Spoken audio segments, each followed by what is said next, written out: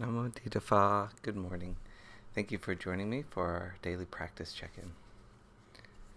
Listen, listen, listen. This beautiful sound calls us back to our true home.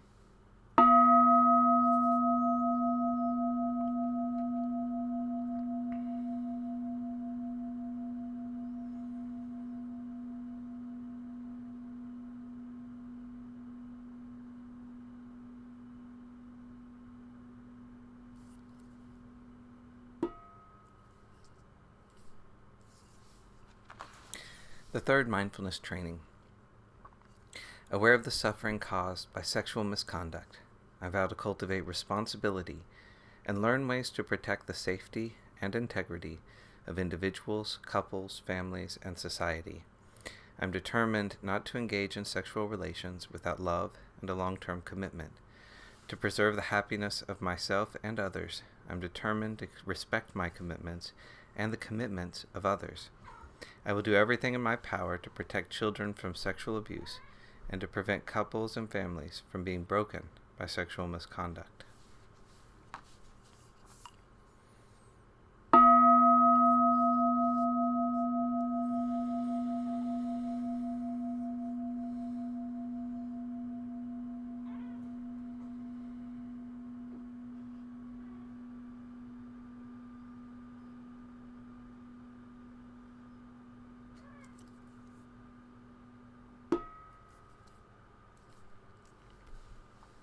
For our Dharma readings, we've been reading a book by the nuns of Amaravati called The Body, Dhamma Reflections on Aging, Illness, and Death. And we're in a Dhamma talk by Ajahn Metta called The Gradual Path. The third step is fully understanding it, suffering. What comes into play here is mindfulness with clear comprehension, sati sampajanya, seeing the conditions in which suffering arises, recognizing the wider context and how suffering is unfolding in this situation. We need to acknowledge that suffering is part of our life and has its place. Suffering has very bad associations because it is something we don't want. It doesn't feel good, and it doesn't feed our self-image. It does not allow us to feel great or fantastic. It shows us where we still have to learn, where we are not complete. I don't want to say weak, because this word suggests not being good enough. This is not what I mean. We all come into this life with a certain amount to learn, and this body, this life, gives us a chance to work at this. If we don't listen to the lessons that suffering provides, we can neither learn nor change. The second noble truth is the truth of the origin of suffering, and that this needs to be abandoned. The Buddha made it very clear that suffering is related to and arises from desire, craving, attachment, holding on. He explained that there are three main aspects of attachment or craving. One is kama-tanha, which is the craving for sensual pleasures. The second one is bhava-tanha, which is the craving for existence, for being somebody, for holding on to certain views or opinions. The third aspect is vibhava-tanha, the craving for non-existence.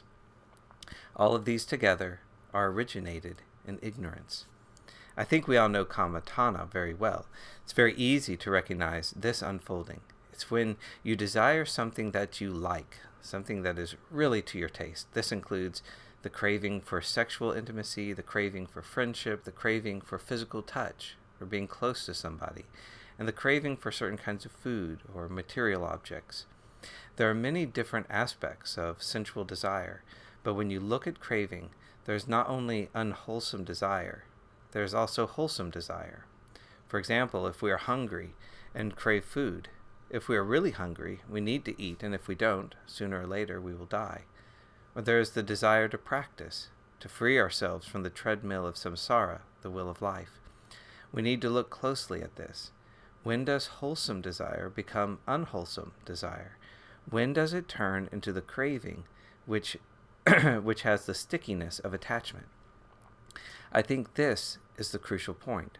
Again, when we look back at the three steps, what we should do is reflect and ask ourselves what is wholesome and what is unwholesome desire. The second step is directly experiencing desire, when it arises, we turn fully towards it and experience it for what it is, embracing it, allowing it to be what it is, without condemning ourselves.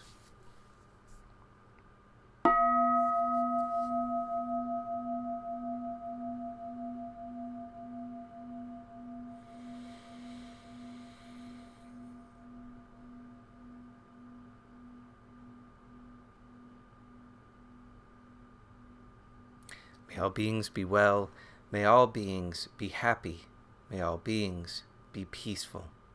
Sadhu, sadhu, sadhu. Thank you for joining me this morning.